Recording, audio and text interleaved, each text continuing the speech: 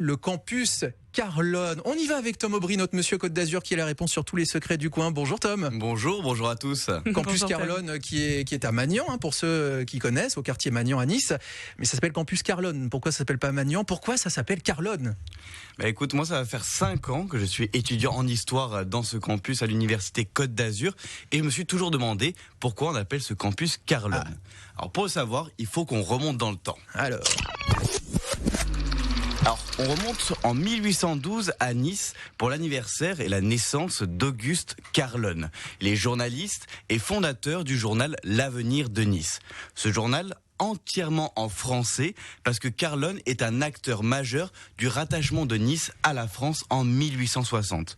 En fait, il est la figure de proue d'un groupe de Niçois francophiles qui, à partir de 1848, développe l'idée, assez peu répandue à l'époque, que Nice pourrait un jour devenir pacifiquement française.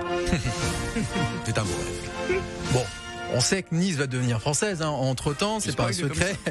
Mais c'est pas uniquement pour son engagement politique que Carlone aura son nom gravé sur la faculté de lettres à Nice. Et en effet, dès lors que le drapeau français flotte sur Nice, il quitte la politique pour se consacrer à la peinture et à la recherche historique.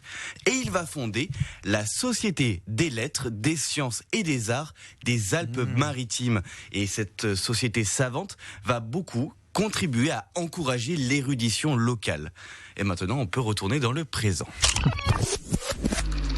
Alors, le campus, situé dans le quartier de Magnan, comme tu l'as dit, à Nice, a été construit en 1965. Et dans ce bâtiment, fraîchement rénové, les étudiants évoluent au milieu des œuvres d'art. Et maintenant, vous savez pourquoi il s'appelle Carlone, ce campus. À cause d'Auguste Carlone.